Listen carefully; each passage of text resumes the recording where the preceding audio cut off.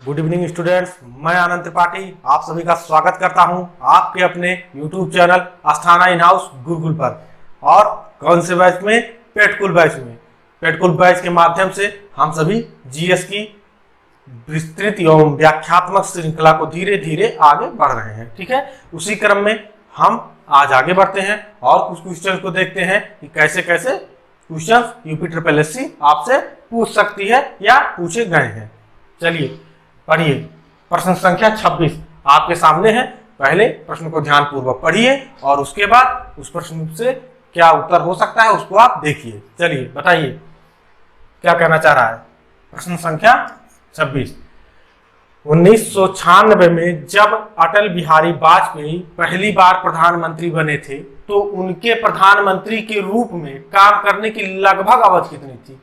लगभग अवधि कितनी थी मतलब जब 96 में अटल बिहारी वाजपेयी जी प्रधानमंत्री बने थे तो वो कितने दिनों के लिए बने थे, या कितने महीनों के लिए बने थे, या कितने सालों के लिए बने थे? बताइए। ऑप्शन ए 2 दिन, बी 2 हफ्ते, सी 2 महीने और डी 2 साल। बताइए कौन सा हो सकता है यहाँ पे? ऑप्शन बी 2 हफ्ते, लगभग 15-16 दिन के लिए ही सरकार बनी थी और एक वोट से गिरी थी। कितने वोट से सरकार इनकी गिरी थी? एक वोट से, सिर्फ एक वोट से ये सरकार गिर गई थी। ठीक है, इसी तरीके से। और हाँ, एक चीज और बताइए कि 25 दिसंबर को अटल बिहारी वाजपेयी जी के याद में एक दिवस मनाया जाता है। कौन सा दिवस मनाया जाता है? बिल्कुल सही, कौन सा दिवस? सुशासन दिवस। कौन सा दिवस मनाया जाता है? सुशासन दिवस। कब मनाया जाता है? 25 दिसंबर को। ठीक है, इसी तरीके से चीजों को जोड़ते हुए हम लोग आगे बढ़ेंगे। कोई भी चीज कितनी बार आए आप उसको बार बार जितनी बार आए उतनी बार उसको फिर से शुरू से और अंत तक देखिए। चलिए पढ़िए, प्रश्न संख्या 27 क्या कहना चाह रहा है। राजा बिंबिसार के दरबार में उस प्रसिद्ध चिकित्सक का क्या नाम है जो भगवान बुद्ध के निजी चिकित्सक थे? बताइए। यानी राजा बिंबिसार के दरबार में चिकित्सक का नाम बताइए जो भगवान बुद्ध के निजी चिकित्सक थे। कौन थे? Option A Ajatashatru, option B Shariputra, option C Jivaka और ऑप्शन डी राहुला। बताइए कौन है भगवान बुद्ध के निजी चिकित्सक? कौन है? बिल्कुल सही, ऑप्शन सी जीवक। कौन है? जीवक। चलिए आगे बढ़ते हैं इसी क्रम में। प्रश्न संख्या 28 को पढ़िए, क्या कह रहा है। रविंद्रनाथ टैगोर द्वारा लिखी गई कविता, कौन सी कविता? अमार सोनार बांग्ला के संबंध में निम्न में से कौन सा कथन सही है? अमार सोनार बांग्ला जो कविता लिखी गई थी किसके द्वारा लिखी गई थी? रविंद्रनाथ टैगोर के द्वारा। इसके संबंध में क्या सही है? 4 दिए हुए स्टेटमेंट पढ़िए। पहला क्या कह रहा? यह टैगोर की पहली कविता थी। क्या यह टैगोर जी की पहली कविता थी? नहीं, ये गलत हो गया। दूसरा क्या कह रहा? इस कविता को बाद में बांग्लादेश ने अपने राष्ट्रगान के रूप में अपनाया। ये बिल्कुल सही है। और इस कविता के लिए टैगोर को नोबेल पुरस्कार दिया गया था। गलत। डी क्या कह रहा? यह कविता शांति निकेतन में एक स्कूल की प्रार्थना थी। सही है ना? ये भी गलत। यानी इस प्रश्न का उत्तर कौन सा हुआ? ऑप्शन बी, इस कविता को बांग्लादेश ने बाद में अपने राष्ट्रगान के रूप में अपनाया। ठीक है, चलिए बिना समय गंवाए आगे बढ़ते हैं।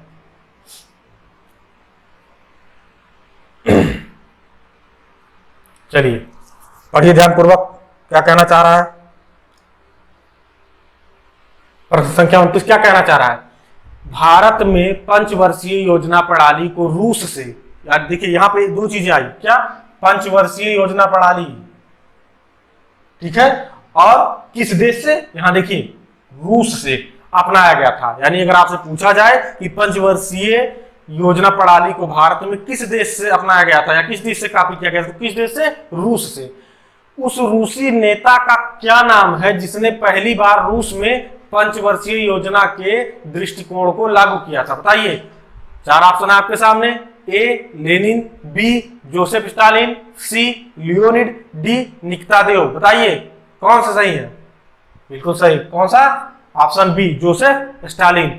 और यहां से बताइए योजना आयोग, पंचवर्षीय योजना जो है ये रूस से अपनाया गया था और किस सन में लगभग ये भारत में आया था?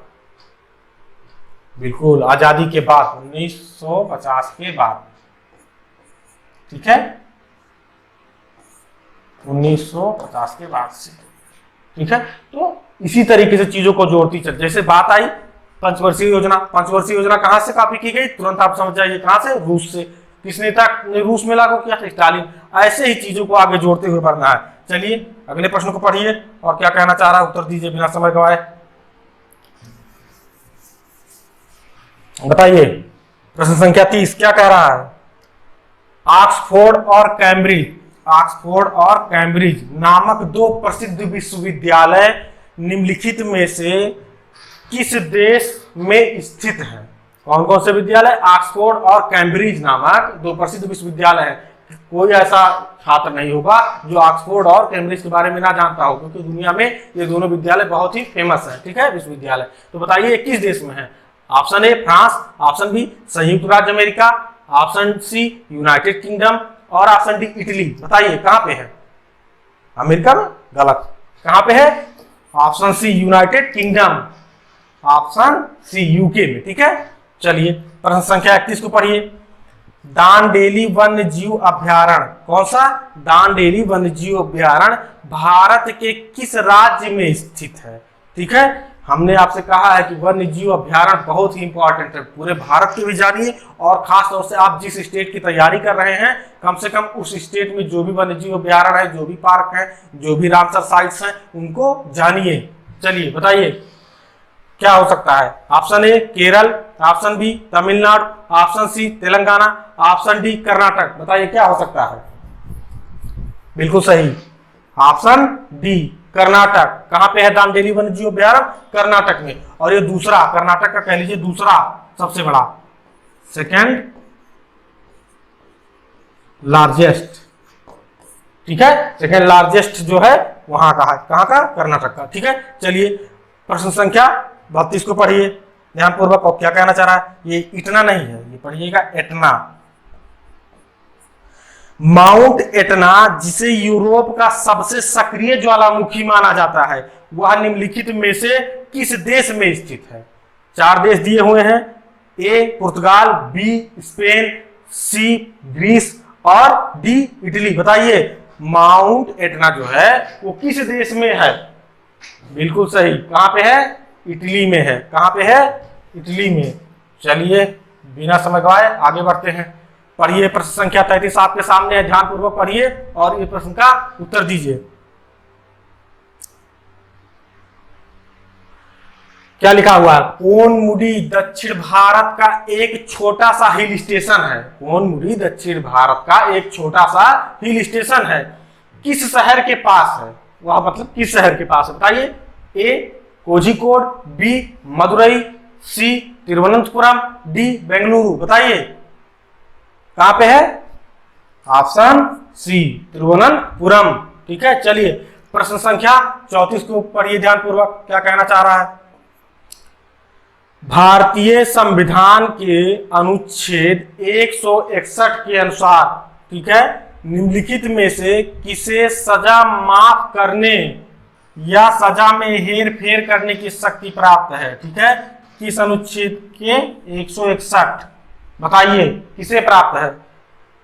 ऑप्शन ए भारत के राष्ट्रपति, ऑप्शन बी भारत के प्रधानमंत्री, ऑप्शन सी विभिन्न राज्यों के राज्यपाल और ऑप्शन डी भारत के मुख्य न्यायाधीश। बताइए।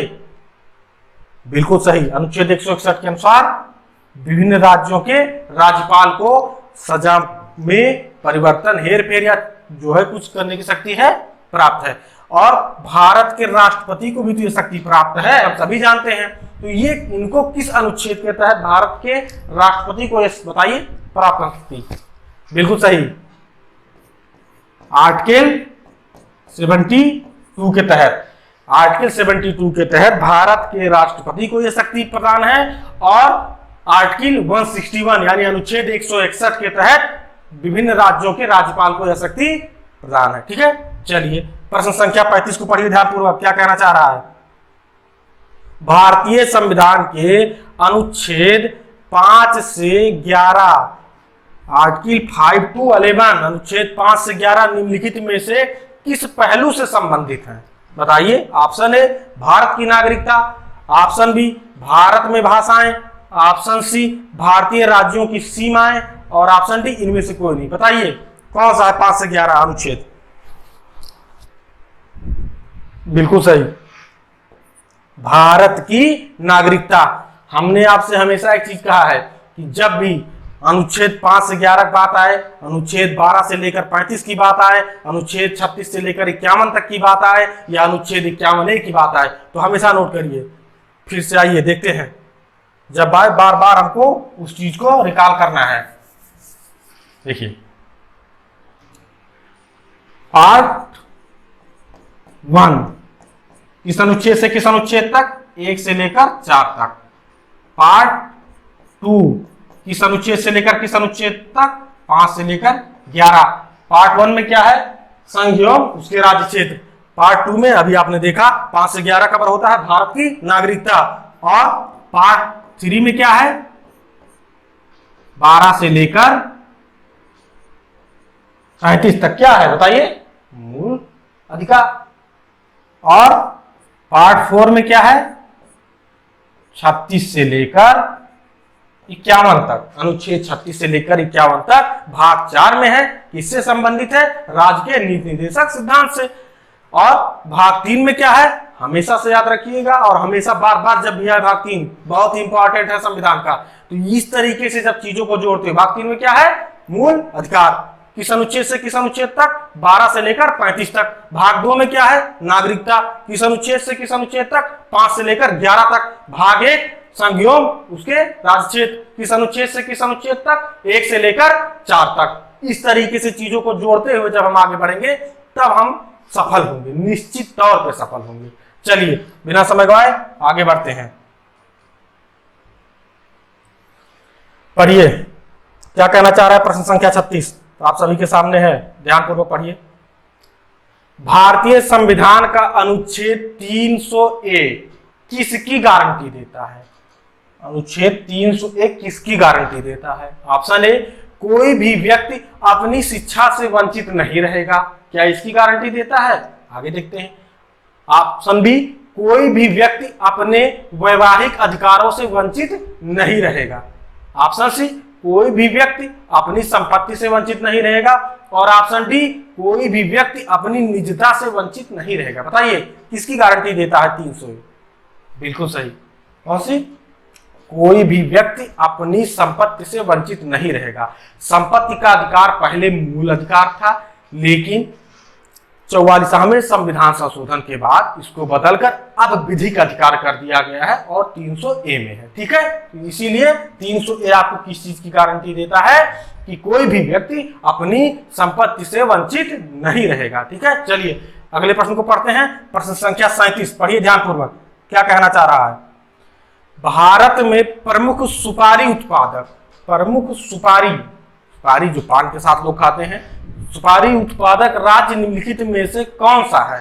चार ऑप्शन है, केरल, पश्चिम बंगाल, मणिपुर है, मणिपुर बताइए, और कर्नाटक। कौन सा है? बिल्कुल सही, कौन सा है? कर्नाटक। ठीक है, चलिए प्रश्न संख्या 38 को पढ़िए ध्यानपूर्वक, क्या कहना चाह रहा है? उत्तर प्रदेश के किस शहर में 11 मंजिला पागल बाबा मंदिर मिलेगा? 11 मंजिला पागल बाबा मंदिर किस शहर में है उत्तर प्रदेश के? Option A Vrindavan, option B Varanasi, option C Sarnath, और डी इनमें से कोई नहीं। बताइए कहां पे है पागल बाबा का 11 मंजिला मंदिर? बिल्कुल सही, कहां पे है? ऑप्शन ए वृंदावन में। ठीक है, चलिए बिना समय गवाए आगे बढ़ते हैं। प्रश्न संख्या 39 बताइए क्या सही हो सकता है? पढ़िए ध्यानपूर्वक। बिहार राज्य के सासाराम शहर में, कहां? सासाराम शहर, निम्नलिखित में से किस प्राचीन सम्राट का मकबरा स्थित है? बताइए बिहार के सासाराम शहर में किस प्राचीन सम्राट का मकबरा स्थित है? बताइए। Option A Bahadur Shah Zafar, option B Alauddin Khilji, option C Sher Shah Suri, option D Qutubuddin Aibak. बताइए। बिल्कुल सही, शेरशाह सूरी का मकबरा कहां पे है? बिहार के सासाराम में। बहुत ही सुंदर जगह है, समय रहेगा तो जाइएगा आप लोग। एक चारों तरफ तालाब के बीच में बना हुआ है, एकदम बहुत खूबसूरत है और बहुत ही व्यवस्थित तरीके से बना हुआ है।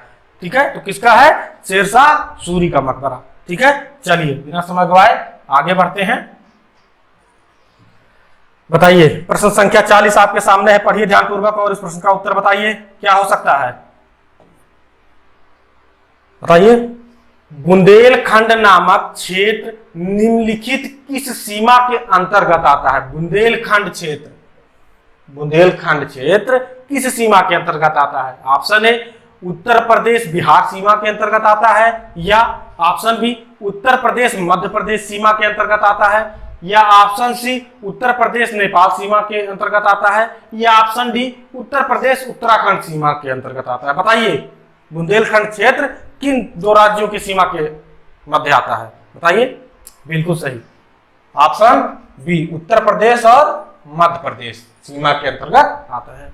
चलिए, प्रश्न संख्या 41 पढ़िए ध्यानपूर्वक, क्या कहना चाह रहा है। पेनिसिलिन, पेनिसिलिन किससे प्राप्त होती है? बताइए। पेनिसिलिन एक टाइप की दवा होती है, सभी लोग जानते हैं, सभी लोग यूज किए होंगे, तो बताइए किससे प्राप्त होती है? 4 ऑप्शन है आपके सामने।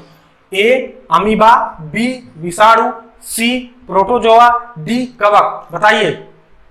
बिल्कुल सही, किससे? कवक से। पेनिसिलिन कवक या फफूंद। ठीक है, किससे प्राप्त होती है? कवक या फफूंद। चलिए, प्रश्न संख्या 42 का उत्तर दीजिए, पढ़िए ध्यानपूर्वक। विटामिन ए, विटामिन ए की कमी से निम्नलिखित में से कौन सा रोग होता है? विटामिन ए की कमी से कौन सा रोग होता है? Option A scurvy, B pellagra और सी रतौधी, डी इनमें से कोई नहीं। बताइए, बताइए कौन सा रोग होता है? बिल्कुल सही, कौन सा? ऑप्शन सी रतौधी होता है। ठीक है, और विटामिन ए का अच्छे स्रोत क्या है? गाजर खाइए, फल फ्रूट खाइए, हरी सब्जियां खाइए। ठीक है, चलिए प्रश्न संख्या 43 पढ़िए ध्यानपूर्वक, क्या कहना चाह रहा है। निम्नलिखित में से कौन सा रोग पुरुषों की तुलना में महिलाओं में बहुत कम होता है? कुछ ऐसे भी रोग होते हैं कि महिलाओं को ही होते हैं, पुरुषों को नहीं होते हैं, और कुछ ऐसे रोग होते हैं कि जो पुरुषों को ज्यादा होते हैं, महिलाओं को कम होते हैं। बताइए कौन सा रोग है? ऑप्शन ए निकट दृष्टि दोष, ऑप्शन बी किडनी में पथरी, option C brain tumour, option D वर्णांधता, यानी इसे हम किस नाम से जानते हैं? एक अन्य नाम से किस नाम से जानते हैं? Colour blindness. किस नाम से जानते हैं? Colour blindness. बताइए कौन सा रोग होता है? बिल्कुल सही, कौन सा? वर्णांधता, यानी कलर ब्लाइंडनेस का रोग जो है पुरुषों में अधिक होता है, महिलाओं में अपेक्षाकृत कम होता है। और यह कौन सा रोग है? वंशानुगत रोग है। चलिए आगे बढ़ते हैं।